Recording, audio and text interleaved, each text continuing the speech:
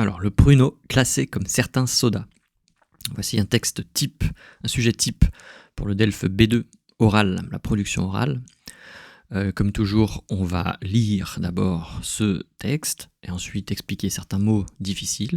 Ensuite, voir le thème ou les thèmes et puis comment on va pouvoir réfléchir, organiser une réflexion structurée pour notre présentation de la production orale, voilà, pour que vous ayez les meilleures chances de votre côté, les meilleurs points, que vous ayez les meilleures notes, voilà, ça c'est l'objectif. Alors, le pruneau classé comme certains sodas. Alors, je vais expliquer pruneau parce que, bon, certains d'entre vous peuvent deviner, mais prune, voilà, prune. Et en fait, pruneau, c'est comme une prune, mais séchée, en fait. On va la laisser sécher. C'est pas complètement sec, comme d'autres fruits, mais c'est séché, voilà. Pruneau, donc c'est un fruit. Le pruneau classé comme certains sodas. Malgré des courriers au ministère de l'Agriculture et de la Santé, le mode de calcul du Nutri-Score n'a pas été révisé. Alors maintenant, je vais expliquer Nutri-Score parce que si, c'est important. Nutri-Score, c'est un étiquetage nutritionnel pour favoriser une alimentation équilibrée. En fait, vous avez un petite étiquette sur les produits au supermarché quand vous achetez, avec une note A, B, C, D, E ou un truc comme ça, avec des couleurs. Et en fait, ça va vous montrer si cet aliment, ce produit, ce jus, peu importe, est trop sucré ou trop salé, ou voilà, contient des produits, des additifs, hein, des conservateurs, des colorants, etc. Donc, c'est une bonne intention. Nutri-Score fournit aux consommateurs, sur la face visible des emballages, une information sur la qualité nutritionnelle globale des produits. Ok, donc ça c'est le Nutri-Score. Donc le mode de calcul du Nutri-Score n'a pas été révisé, malgré des courriers au ministère de l'Agriculture.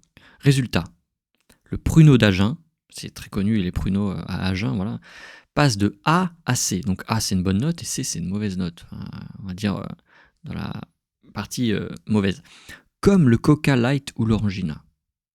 Donc ça n'a rien à voir. Là on a un fruit et là on a des sodas complètement... voilà, c'est pas du tout... c'est très transformé, on va dire.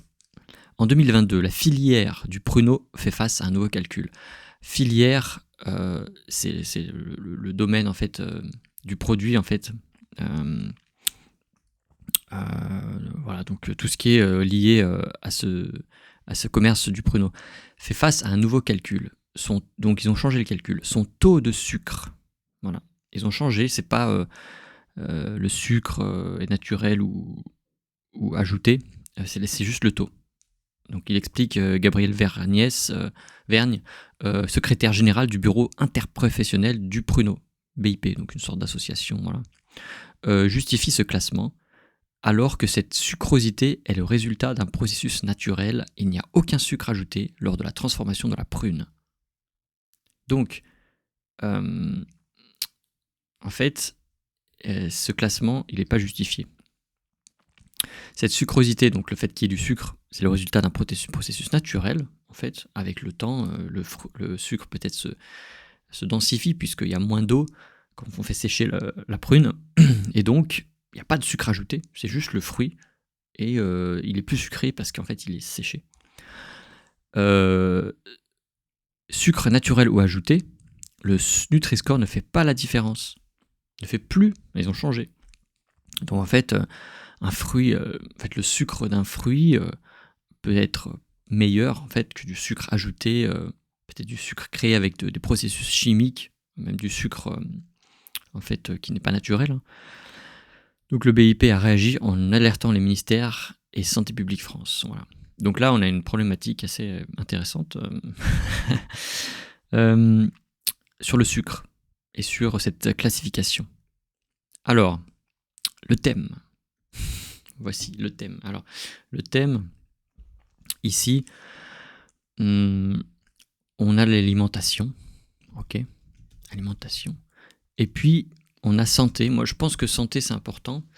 Et puis, on a... est-ce que c'est vraiment la justice ici? C'est pas vraiment la justice, mais c'est plutôt la législation. Donc, on a un côté... un aspect... c'est le gouvernement qui a créé ce truc-là, je sais pas.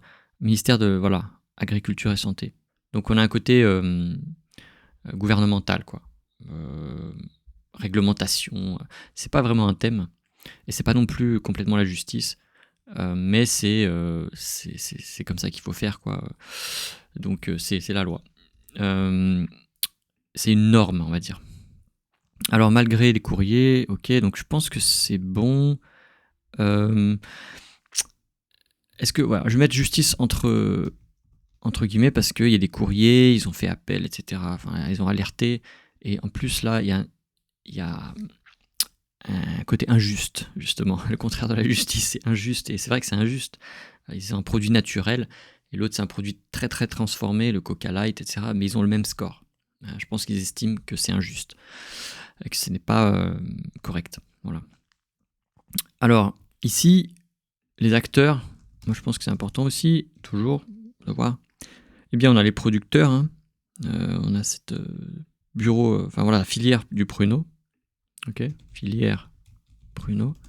On a le ministère, ministère agriculture et santé. Ok. On n'a pas parlé d'agriculture ici comme thème, c'est pas vraiment un thème.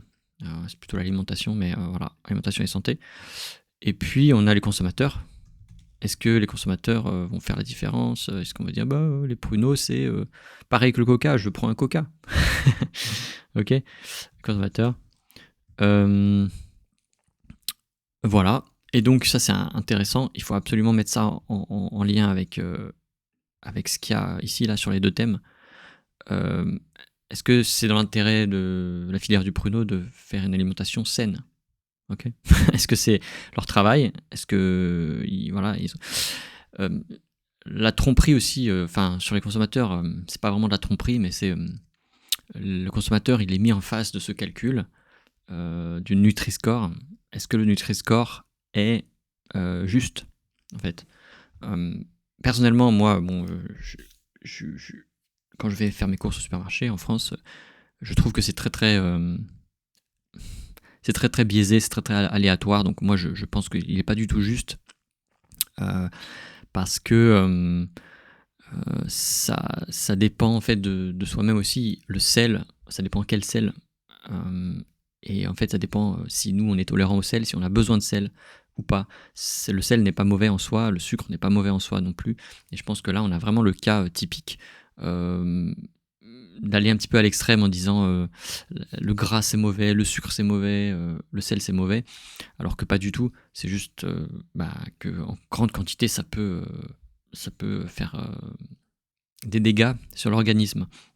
Donc ici c'est un débat. Moi je pense qu'on peut aller très bien sur Nutri-Score. Est-ce que Nutri-Score est fiable? Voilà. Nutri-Score fiable, donc ça c'est une question, première question. Pourquoi Nutri-Score? Ok. Est-ce que les consommateurs sont pas capables? Parce que les labels, enfin les étiquettes des produits sont trop compliquées. Quelle est la responsabilité, du consommateur?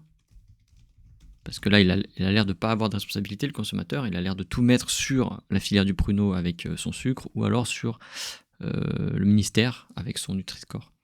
Donc, voilà. Ensuite, se poser des questions.